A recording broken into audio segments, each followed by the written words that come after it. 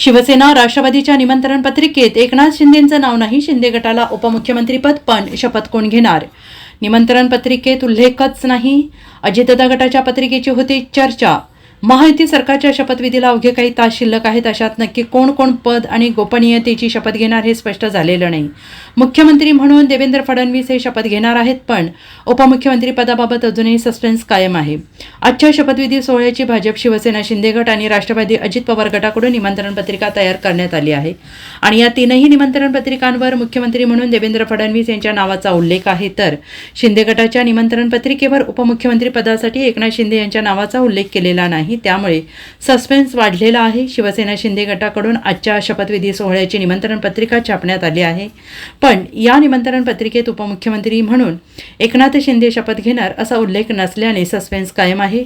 राष्ट्रवादी काँग्रेसच्या पत्रिकेत अजित पवार उपमुख्यमंत्री म्हणून शपथ घेणार असल्याचा उल्लेख आहे, मात्र शिवसेनेच्या निमंत्रण पत्रिकेमुळे सस्पेन्स आणखीन वाढलेला आहे.